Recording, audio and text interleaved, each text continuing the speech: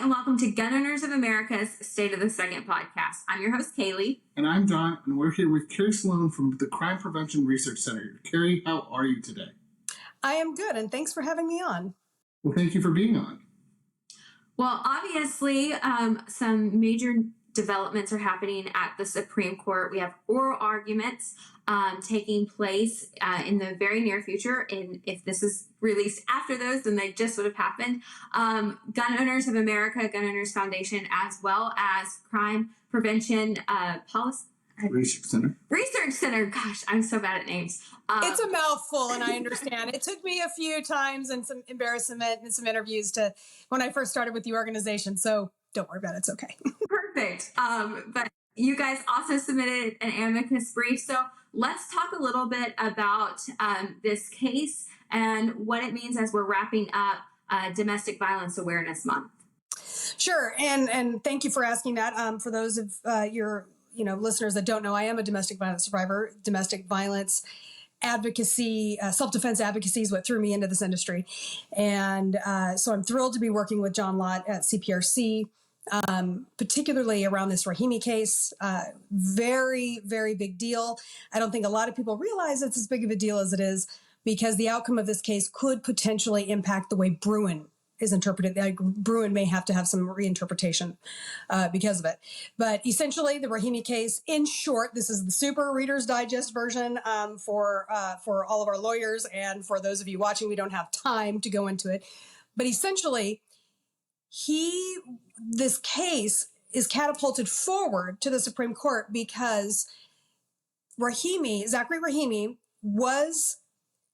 his guns were taken away from him without due process under a domestic violence restraining order. However, because he was never convicted, that is kind of what the crux of this is. That being said, where the case went to court on was when the police had a warrant and they went in on some other charges and they found firearms there on him as a prohibited person. So it's kind of a convoluted case. And again, I'm trying to keep this as broad as I can so that our lawyers don't get involved. But essentially what CPRC has done with our amicus brief is we have presented an immense amount of data, as John Lott is known for being very good at, proving that domestic violence restraining orders do not, in fact, keep domestic violence victims safe. In no way are we saying one way or another that Rahimi is, a good guy. I will. He's horrible. Yeah, exactly. And so it's so important, though, that we understand that these gun confiscation orders, these things that happen in which your firearms are taken without due process, that is the bad in this situation, too. And so this is, while it's definitely not us saying, oh, we need to defend this guy and we need to make sure that, all of these things happen. He can be a really bad guy, but it still could be a very important case for the Second Amendment. And so that's why organizations like yours, like ours, get involved, is because we have to make sure that we protect the Second Amendment and that good guys aren't disarmed. Yeah, I mean, let's be, I realize y'all want to be more diplomatic, but I know I've worked with GOA for years. I'm not known necessarily for, this guy is probably the worst person that we could probably have representing gun owners. Let's just call a spade a spade. His criminal record is long. It's glorious. As far as criminal records go, it's pretty impressive in a disturbing way. But again, that in itself only proves that just because somebody has had their guns confiscated from them under, whether by due process or through conviction, right? Either way, does not mean that they're not going to continue to get a firearm, right? This guy was convicted on some crimes. He had his guns confiscated on this domestic violence restraining order without due process. And either way, wow, he still got firearms and the police found them. So at the very least, what we're proving is that criminals are going to continue to get firearms regardless of whether or not they're prohibited persons or not.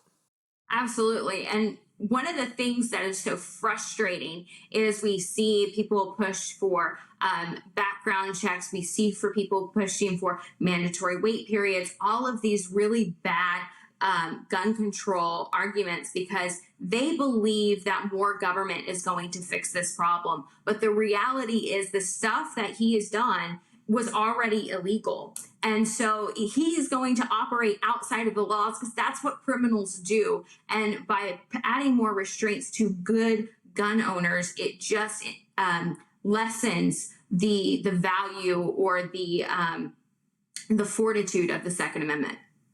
Correct. And I think that there's no better case. And if you're familiar with this at all, I know a lot of gun owners and pro 2A advocates are, but there is a case out of New Jersey, and I believe it was 2017. Don't quote me on that date. But the case was a Carol Bound case, and she was a domestic violence survivor, or victim, excuse me. She didn't survive. She was a domestic violence victim who had gotten a restraining order against her abuser after they'd broken up. He continued to escalate the situation. She finally went down and applied for, now remember, in Jersey, it was a whole other mess, right? I mean, she had to apply to get permission to buy a gun to begin with. And that is over and above the cost, the prohibitive of training and the permits, right? This is in addition to it. Well, conveniently, the time period for the background check for gun purchase approval expired. She had to reapply yet again for permission from the state of New Jersey to purchase a firearm. Mm-hmm. And while she was waiting, she had security cameras installed around her home, and her murder and dismemberment by her abuser, who was a prohibited person promoting firearms, and had a restraining order against him. He murdered her with a knife and then dismembered her body. So in that particular case, and there's many more of those, we just don't know a lot about them because the narrative doesn't support victims wanting to defend themselves with a firearm. They'd rather see domestic violence victims become martyrs for gun control as opposed to empowering them to learn to defend themselves. But in this case, we know of because it was a very public case, but how many more cases are out there that we don't know of where a woman was delayed the ability to defend herself with a firearm, a good law-abiding citizen and victim, in a system that's already setting her up for failure because criminals are not going to follow those background checks to begin with. These are hard conversations for people to have. They're hard conversations for people to listen to. These are things that, it's a trigger warning for a lot of people because so many people are in abusive situations and they want to know that they can go and protect themselves and get out of a situation. But sometimes it is state laws, local municipality laws, and then even the federal government that can be working against them because they believe that they have the full, what would you call it? The monopoly on keeping people safe, when in reality, you are responsible for keeping yourself safe, and we should be empowering you to do so.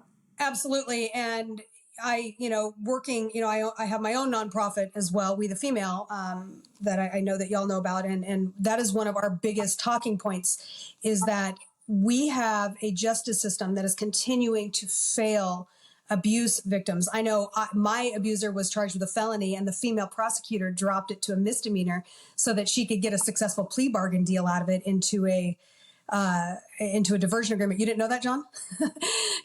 John looked shocked when I said that. I've known John for years, so I was like, maybe you didn't know. Yeah, so he was originally charged with a felony and she dropped it because let's be honest, prosecutors really, at the end of the day, they don't care about justice. They care about their win and loss records.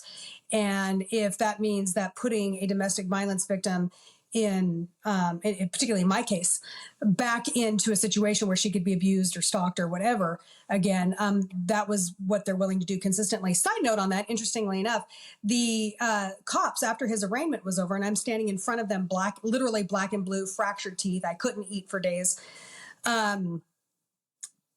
they told me to hide for 4 or 5 days because the chances of violence increasing, as if it could get any worse than what I just gone through, were significant because, of course, in an abuser's mind, it's my fault he was in jail, right? So therefore, instead, they told me to hide. So instead of telling me to learn how to protect myself and get a gun or anything really for that matter, they told me to hide. So this system is literally set up to fail abuse victims. And then that same system turns around and encourages victims to be martyrs for a gun control agenda that only hurts them. And, I get it. There's a lot of argument about how, women or abuse victims are 5 times more likely to die if there's a gun in the home. What that study, I have that study. I'm happy to send you the PDF on it. The study never says it's actually by a firearm. But interestingly enough, the very next paragraph in that same study says that an abuse victim is more likely to survive her abuser if she's left the home and owns a firearm. Female gun ownership has gone up drastically over the last few years. And I know before this we talked about some background check numbers. Do you have those numbers that you can kind of share on the percentage of background checks by females over the last decade? I don't, I've got to be honest with you. I don't have a specific number. I know that NSSF has put some numbers out there, although we can't get concrete numbers, especially, a lot of the narrative is that they're new gun owners. Are they? Maybe not, and that's almost impossible to tell. All that the NICS background system goes by is the name and the purchase. So it could be a new purchase. It could be a second purchase. We don't know. That being said, we do know that over the past 3 years, anywhere between 45 and 50% of new gun purchases have been made by females. And interestingly enough, and even better, for those ladies living in the cities, of those approximately 50%, 40% of those have been Black women living in cities where the crime rate is obviously significantly higher. And here's an interesting little statistic for you regarding this is from research that John Lott has done over at crimeresearch.org. It's the easiest way to say it. That's our website.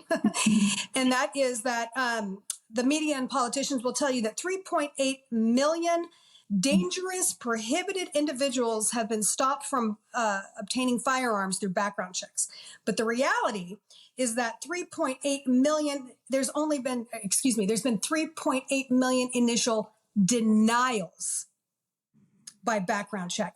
That doesn't necessarily mean that they were prohibited or dangerous people. In reality, 99% of background checks have been false denials or they shouldn't have been denied. And a lot of that is negatively and disproportionately impacting Black and Hispanic communities because their names are phonetically similar. So there are a lot of people, particularly minorities, good law-abiding citizens that want to be able to purchase a gun to defend themselves. And they can't because they may have a name phonetically similar to the name of a criminal that's already in their system. And then unfortunately, they'll tell you the good news, you can appeal that process and get that overturned. Well, the appeals process is incredibly difficult. It's lengthy and it's incredibly expensive. It's a minimum of $3,000 and goes up from there. So now you have people that are also financially disproportionately affected by the failures of the background check system. And these are just numbers we know. I mean, gosh knows that, these numbers, we don't have the current numbers, right? Because there's more people purchasing guns recently. And it always takes, the FBI and so on to catch up, right? It'll be a couple of years before we get some new data on this. This is just up to, I believe, the end of 21. Don't quote me on that. I'd have to double check it. But fairly recently, but not up to 2023. So what do you think you can attest the increase in female gun ownership to? Is it because they're becoming more aware? Is it can you give some insight on that kind of thing, that it's more of not just, is there more options? Is it more of the community's growing? Or is it just they find the need that they need to protect themselves more often now? Well, it's interesting that you brought it up in that specific question, and I know that you probably did that on purpose, but because there's a cognitive dissonance in the industry that 99% of the industry forgets that there are probably only about 1% of gun owners in America, and that the majority, right, that 1% is a very small number of the 99% of other gun owners or potential gun owners in America. So when we talk about the community making things more accessible, for sure. I mean, obviously that's the case. We're seeing that. That being said, most of the women that I teach, because I am a firearm instructor as well, they don't know about the community. They don't know about holsters. They don't know about these things. What they are seeing is crime rates going up in their communities. They are seeing the justice system continually allow rapists and abusers and other criminals out on, bail or, just to let them go. I think LA County just did a bail free. Like you don't have to pay bail now to get out on nonviolent crimes, but they don't define what nonviolent crimes are, which is, crazy. So I think that women are waking up and seeing what's going on around them in their communities. And that is what's driving them more toward realizing that nobody is coming to save them and they need to save themselves. And I work in a very unique space where, particularly with abusers, women that have had negative experience with guns in the past, as children or what have you, some of my older ladies, we call them Granny Oakleys, by the way. Our older ladies come, they're pretty cute too. They love running. They love running ARs, let me tell you. But sometimes at the end of the day, sometimes we have to help women understand that their lives are worth saving before we can teach them how to save it, particularly with abuse victims. So sometimes we have to build them up. So that whole mentality of they just need a gun. Well, I agree. I don't think that there's any better form of self-defense for a woman than a firearm. That being said, sometimes the approach is different. And when we have women buying guns at the numbers that they're buying guns and even taking CCW classes in record numbers, but we're finding, interestingly enough, that they're still not all carrying afterward. And that's a problem. So what is it that's going on? What's the disconnect in the industry that is creating this environment where these women are taking these CCW classes, they're getting qualified, even in constitutional carry, they're still taking those fundamental classes because women want to know, right? We want to know the details. We want to know, how does this thing work? It's not, let's just go run a gun. It's, what does this do? And how does this operate? And what is this thingy, right? And they want to know all of this stuff. So they'll still go take those classes far more often than a man will after buying a gun, which is great. Men, I'm not poo-pooing you. I'm just telling you, this is just the man-woman thing, okay? So we're finding that as we ask our students, me and some of the other instructors I work with, what's going on? Why are you getting qualified? You're paying all this money to go to training, but you're still not carrying your firearm. What's going on? Well, they're still not feeling confident. So what that says to me as an instructor is that we don't necessarily need another gun design for women as much as it is that we need to change our approach about instruction and marketing toward women of instruction and helping them build that confidence up in themselves and in carrying a firearm every day. Yeah, I think that's a very key insight is you have to be confident. I know a lot of women personally that use a concealed carry handbag, and the first time that they show up to a range, they get ripped to shreds for using something like that. But they're like, hey, I wear a pencil skirt into work every day, and there's no real place for me to put it. So they're practicing with their handbag and they're doing the things to make themselves feel confident.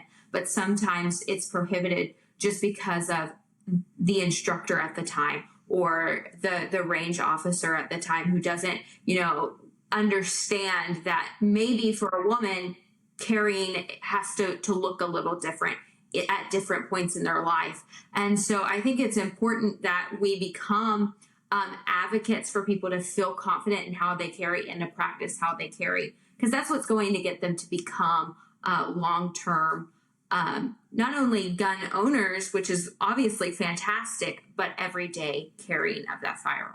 Yes, and advocates for the Second Amendment as well. Yes. And women are they take things very personally, right? So the minute that you let a woman understand how this isn't the shall not be infringed mentality, all gun laws are unconstitutional. You being able to carry a firearm allows you to protect yourself and your babies. Mm-hmm. And that changes the game for women. Side note, ladies, if you carry underskirts and pencil skirts, there are amazing Spanx shorts now that have little concealed carry things in them. I inner thigh carry in skirts all the time. So there's all kinds of options. And there's a lot of great ladies out there. I don't do it. I tried to do one the other day and got so awkward it wasn't even funny trying to do a video about concealed carry. But there's women out there that are amazing. at doing like they show their little outfits and they show pencil skirts and even some that are out there actually training. They'll go out to the range, in an open, at a outdoor range, and they're out there walking around in a dress and heels and dropping their keys and drawing from their thigh holsters and stuff. And at the end of the day, that's what really matters is like Kailey said, to make sure that we're getting them confident. One important note I'd like to make on this, I know we're going to be wrapping up here, but understand that if a woman has a negative experience on a range with an instructor, even online with some people making some foolish comments, that can turn them away. You never know how many women are reading. I had a huge aha moment. We'll have to talk about it sometime, with an abuse survivor who was in emergency shelter and came out. She'd been following me for months and I had no idea. And I thought, how many other women are seeing this? Like, we don't realize how many people see some of those, that foolishness occasionally that are in the comments. Right. But you give a woman a negative experience on a range. Now, all of a sudden you became that crazy gun guy, right? Or girl or whatever. Right. And congratulations, you just created a new Mom's Demand member. But you give her a positive experience and she will become one of the fiercest advocates for gun rights that you can find because she understands how it affects her life and how she's able to protect her family. And it's a complete game changer in the way that that advocacy, and I feel, should be approached, particularly for women. Yeah, I think that's a great point. I think it's something that, thankfully, for those who have watched several episodes of the podcast at this point, that I am a big advocate of when you walk into a gun store as a woman, that you be shown what you're looking for and not stereotyped into one thing or another, because not everyone is willing to have that conversation. And so I've been so thrilled as we've been talking to gun store and range owners that are getting that message and encouraging women to get on the range.